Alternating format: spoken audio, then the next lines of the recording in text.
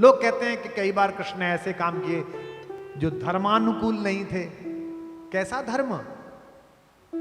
ऋतु का भी तो धर्म होता है।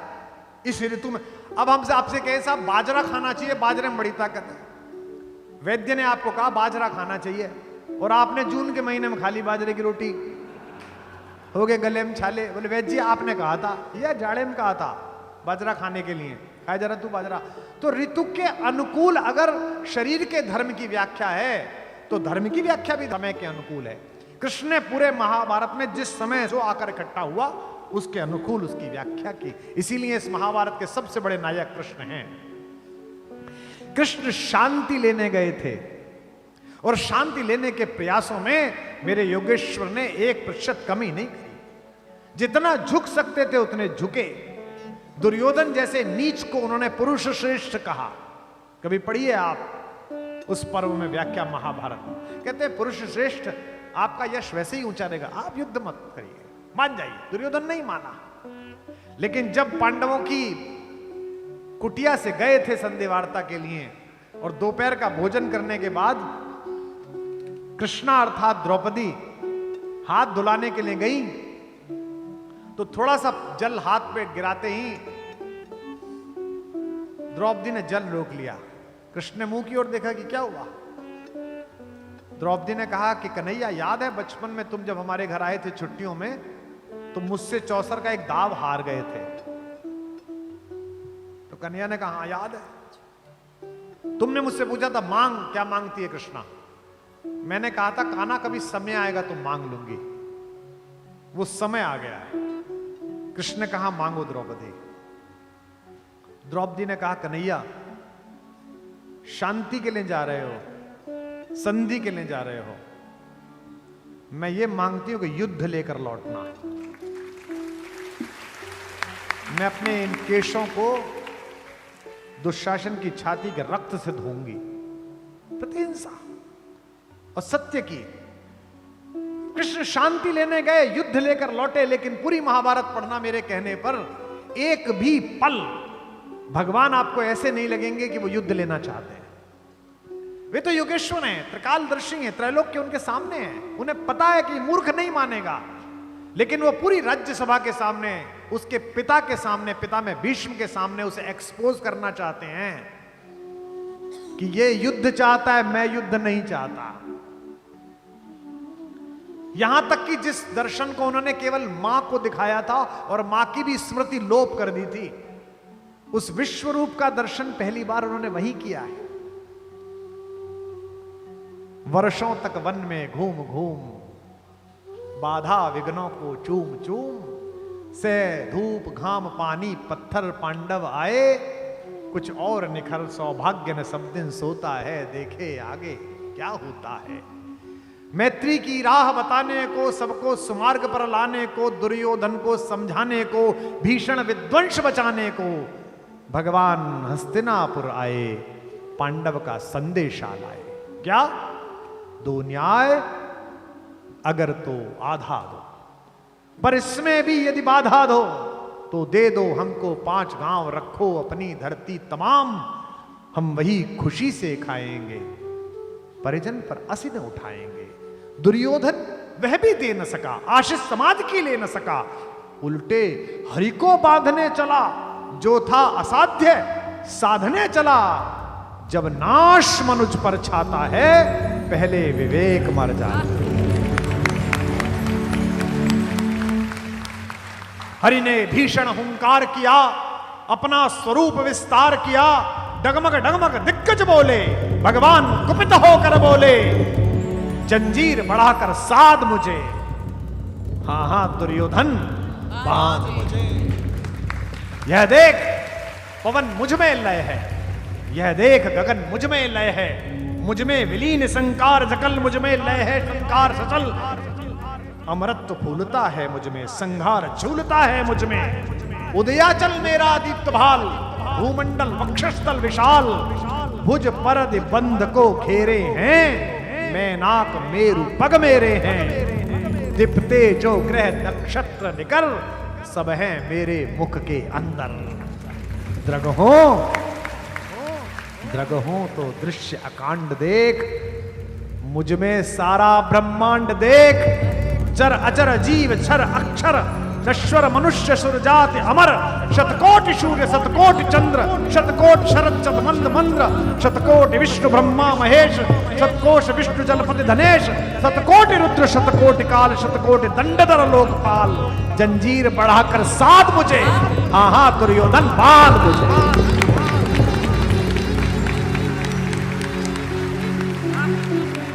भूलोक अतल पाताल देख, गत और अनागत काल देख, यह देख जगत का आदि सृजन, यह देख महाभारत का रण, मृतकों से पटी हुई भू है, पहचान यहां किसमें तू है। अंबर में कुंतल जाल देख, पद के नीचे पाताल देख, मुट्ठी में तीनों काल देख, मेरा स्वरूप विकराल देख, सब जन्म मुझी से पाते हैं, फिर लौट मुझी में आते हैं। बांधने मुझे तो आया है, जंजीर बड़ी क्या लाया है। यदि मुझे बांधने चाहे मन, तो पहले तो बांध अनंत गगन, सूने को साध न सकता है, वह मुझे बांध कर सकता है। यह जो कृष्ण है, इसने छूटी हुई चीजों से अपना जीवन बनाया है। राम से जो चीजें छूटी हैं, उन्होंने राम के प्रति करुणा पैदा की है, दुख पैदा किया है, आंसू पैदा किए हैं। कृष्ण से जो जो छूटा है, कृष्ण ने उसका उत्सव मना लिया है। कृष्ण के पास दुर्योधन और अर्जुन दोनों पहुंचे। दुर्योधन पहले पहुंचा, मस्तक के पास जाकर बैठ गया। मूर्ख जब भी प्रेम के पास पहुंचता है तो सिर पे चढ़ जाता है। ये पहली पहचान है मूर्ख की। बहुत सारे लोग आपके भोलेपन को, आपके स्नेह को, आपकी कमजोरी समझते हैं। मेरा एक शेर है कि मैं जो चुप रहता हूं तो मेरे कुछ कमजोर दोस्त मेरी खामोशी को मजबूरियां समझते हैं। मूर्खों को अक्सर ऐसा लगता है कि सामने वाला अगर दया दिखा रहा है तो पागल है, मूर्ख है। वो सिर पर बैठ गया। अर्जुन कृतांजलि जोड़े हुए चरणों में खड़ा रहा। द्वारिकाधीश की नींद खुली तो सबसे पहले अर्जुन दिखाई दिया। उन्होंने अर्जुन को देखकर मुस्कुराए। जैसे अर्जुन को देख के मुस्कुराए, कान पे से आवाज आई, अहम चा विगतः, मैं भी आया हूं। वाक्य सुनिए महाभारत का, अहम चा विगतः। दुर्योधन कहता मैं भी आया हूं। इसका मतलब दुर्योधन नहीं आया है, उसका अहंकार आया है। जो भगवान के पास जाते हुए भी अहम बोले, युद्ध हो ना हो, उस दुर्योधन का मरना तय है, उसका नाश होना तय। यही तो भाषा की तमीज है। कृष्ण कहते हैं भवान भिगतः पूर्वः, भगवान आप भी आए हैं। अरे गुरुराज आप भी आए हैं, आप में दोनों को वर दूंगा, लेकिन मैंने पहले अर्जुन को देखा तो मैं 2 वरदान देता हूं, आप दोनों चुन लीजिए। एक तरफ तो निहत्ता मैं हूं जो शस्त्र नहीं उठाऊंगा, और एक तरफ मेरी 18 अक्षौणी सेना है। अर्जुन ने सेकंड के 100वें हिस्से में निर्णय लिया, वरया मास केशवः, हे केशव मैं आपका वर्ण करता हूं। एक पल की देरी नहीं लगाई सोचने में।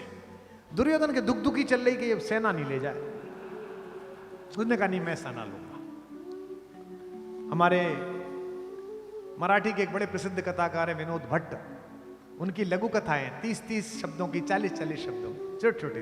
एक बड़ी प्यारी कथा है उनकी कि जब अकेले माधव को लेके अर्जुन चला द्वारिका से कुरुक्षेत्र के लिए, तो मजे लेते हुए कृष्ण ने कहा, अरे पगले तू बावला है, तुझे तमीज ना आई।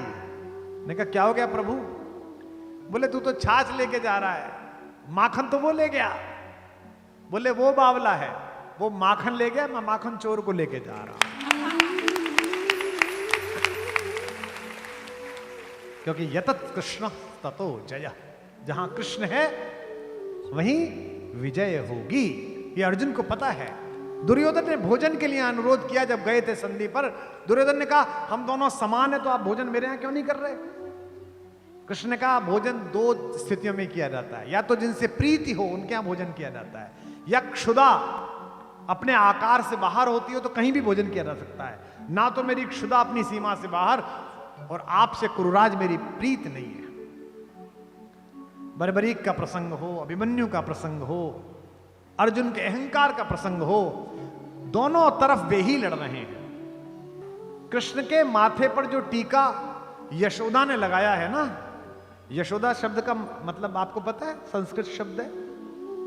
संस्कृत में इसकी संधि करिए तो यशहदा, यश देने वाली माता, देवकी जन्म देने वाली माता, और जिस माता ने यश प्रदान किया वो यशहदा, यश देने वाली यशोदा। लेकिन द्वारिकाधीश के शीश पर टीका तो एक गरीब दोस्त ने लगाया। क्या अद्भुत मैत्री है भाई। दो दोस्तियां हैं भगवान की, एक अर्जुन के साथ, एक सुदामा के साथ। एक मांगता है, एक मांग ही नहीं पाता। जो मांगता है उसको भी महल दिया, और जो मांग ही नहीं पाया उसे भी महल दिया। 6 महीने बाद पहुंचा तो जहां कुटिया थी वहां कुछ था ही नहीं। जब पहुंचा है दरवाजे पे तो द्वारिकाधीश के दरवाजे पे तो कैसा लग रहा है? पैर में चप्पल नहीं है। सबने पढ़े हैं नरोत्तम दास जी के शीस पगान झगा तन पे प्रभु जाने को काही बसे के ही ग्राम, प्रभु जाने को आही बसे कहीं ग्रामा, जाने को आही बसे कहीं ग्रामा। धोती फटी सी लटी दुपटी अरु पाय उपान के नहीं नाम, और पाए उपान के नहीं सामा, पाए उपान के नहीं सामा। द्वार खड़ो द्विज दुर्बल देख रहो चकिसो वसुधा अभिरामा, चकिसो वसुधा अभिरामा, चकिसो वसुधा अभिरामा। पूजत दीन दयाल को नाम, पूजत दीन दयाल को नाम, बतावत आपनो नाम सुदामा, बतावत आपनो नाम सुदामा, बतावत आपनो नाम सुदामा, बतावत आपनो नाम सुदामा, बतावत आपनो नाम सुदामा। कल विराम करते ही भागे हम दोनों, मैं और पुंडरीक जी। गाड़ी गई, पुलिस वाले सामने से महाराज जी आते दिखाई दे गए, मुख्यमंत्री जी, उनका काफला, हमारा काफला, सब फंसा गए। उतर के कूद के ऑटो रिक्शा लेके भागे, फिर खड़ाऊं गाड़ी में फेंक दी, पैदल भागे। क्यों भागे? कि राधा रमन जी के पट मंगल ना हो जाए, चरणामृत मिल जाए, बस इस उम्मीद में सब भाग रहे हैं। जिसका चरणामृत लेने के लिए पृथ्वी लालायित है, वो चरण धो रहा है किसके? अपने दोस्त के। कि कैसे बेहाल बेवाइन के पग कंटक जाल लगे पुनि जोए, कंटक जाल लगे पुनि जोए, कंटक जाल लगे पुनि जोए। आय महादुख पाय सखा तुम आए इते न किते दिन खोए, आए इते न किते दिन खोए, आए इते न किते दिन खोए। देखी सुदामा की दीन दशा करुणा करके करुणा निधि रोए, करुणा करके करुणा निधि रोए, करुणा करके करुणा निधि रोए। पानी परात को हाथ छुयो नहीं, पानी परात को हाथ छुयो नहीं, नैनन के जल से पग धोए, नैनन के जल से पग धोए, नैनन के जल से पग धोए, नैनन के जल से पग धोए, नैनन के जल से पग धोए। जो द्वारिकाधीश होने के बाद भी अपने एक बिछड़े हुए साथी के चरणों को अपने आंसुओं से धो सकता हो, वही ब्रज का कन्हैया हो सकता है। पहुंचे सुदामा तो वो जगह ही नहीं दिखी। 3 महीने के विश्राम के बाद पहुंचे, लगा दिया विश्वकर्मा को कि मेरा दोस्त पहुंचे उससे पहले वैसा ही महल बना देना जैसा द्वारिका में खड़ा हुआ है। यही महल मिलना चाहिए, ऐसे ही हाथी दरवाजे पे मिलने चाहिए, यही सोने का महल। कह वह टूटी सी छानी हती, कह कंचन के अब धाम सुहावत, कंचन के अब धाम सुहावत, कंचन के अब धाम सुहावत।